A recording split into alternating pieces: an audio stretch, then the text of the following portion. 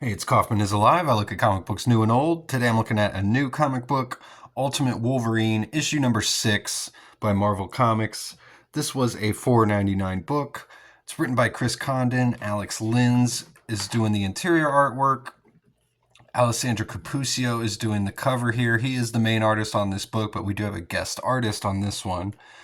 And they actually put the bars that are covering the picture here on the interior cover as well, just to really accentuate that Wolverine is imprisoned here, which is this entire plot of this book is Wolverine trying to break out of his chains that he's been put in by the Maker and the Illuminati and the Eurasian Council, which is headed up by Colossus and Magic and Omega Red, as you can see here.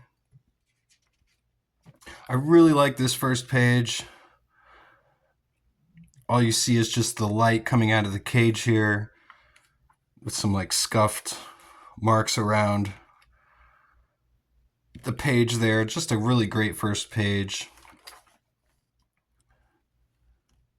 We see Wolverine in prison here. I love all just the black and dark panels with all the snow or dust or whatever it is that's covering him here. I guess it's probably snow. They are in Russia after all, so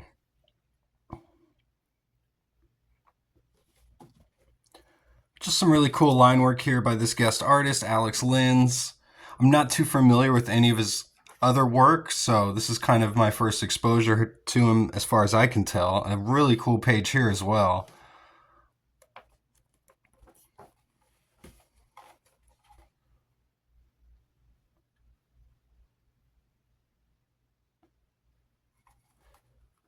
But there's a bunch of narration all throughout this that's actually coming from Legion, who we see here.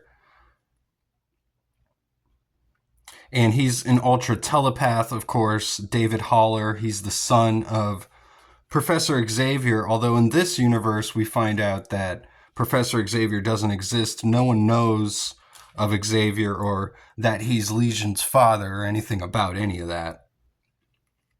But he's getting into the mind of Wolverine here and trying to break him out of his chains. Trying to break him of the mind control of these three here. The way they depict Magic in this comic is really cool. She looks completely demonic there.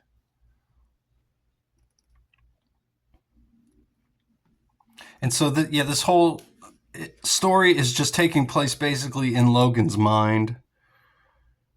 Here he's trying to battle Magic here.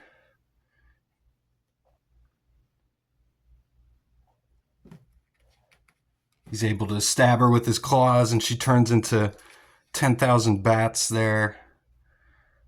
He's trying to dodge a giant Omega Red and all the coils here. Some really cool conceptual stuff on every page, I feel like, here.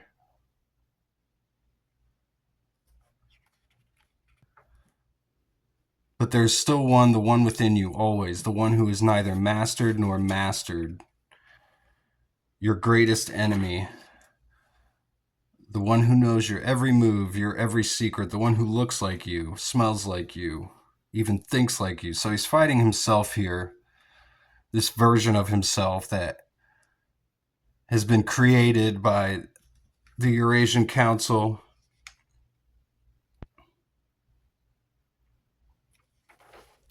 And then we see him finally brought back here as they're yelling for his name. We see him in the opposition's base here, which is basically the X-Men. You kind of see this flag up here that might have an X on it. But obviously they're not called the X-Men. There's no Xavier here. So they're just called the opposition. They're rebelling against the Eurasian Council here. And they brought Logan back, who did used to work for them, but he's been mind controlled and brainwashed. They've wiped his memories clean.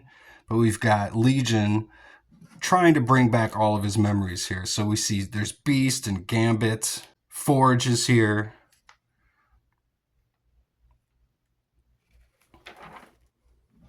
Sabretooth is here as well. Forge asking, do you remember who we are? Do you remember who you are? And then we get Wolverine in a classic scene here saying, I'm the best there is at what I do. And he pops his claws out. So we've got the return of Wolverine.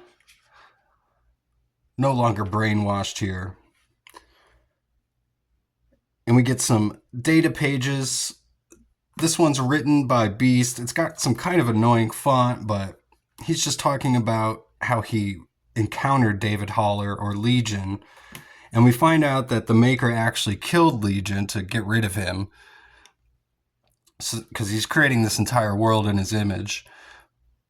But he was such such a powerful telepath that Legion actually went into this computer, into a loop, and Beast was able to find him and ended up having a conversation with him, which the first conversation is displayed here, and he's eventually able to bring him his consciousness out and have conversations with him and start using him as a tool for the opposition. So we learn all that here. We learn that we don't know who Legion's father is either. At least the characters here in this series, they don't know. So some interesting stuff. I like everything they're setting up. Pretty easy issue to read. Just one story straight through. I did kind of, for the first time, figure out that the borders that they're using to brand all these Ultimate Universe comics, it's kind of signifying the Maker and his creation of this world, the borders and limitations he's put on this Ultimate Universe. And I'm wondering, a few months from now, once they finally have the final confrontation with the Maker, or the confrontation with the Maker at least, probably won't be the final one, but you know what I'm saying. When the Maker comes back and they all finally battle him, I wonder if the Ultimate Comics will finally start losing the borders like this, if you see what I'm saying. So, kind of nerding out, I guess, about the cover borders, but so if you're a fan of X-Men, this is really the X-Men book of the Ultimate Universe. We've got the real X-Men team forming here, definitely separate from Peach Momoko's Ultimate X-Men book. And we've got some of those original X-Men characters over here in this series: Wolverine, Gambit, Sabretooth, Forge, those type of guys. So highly recommend picking this one up. Go check out my channel. Go check out my other reviews of this series if you want to get caught up on everything that's been going on in this book. And thanks again for watching. I do post daily comic book reviews, so please subscribe if you haven't yet. If you have, thank you very much, and I'll see you guys on the next one. Go read comics.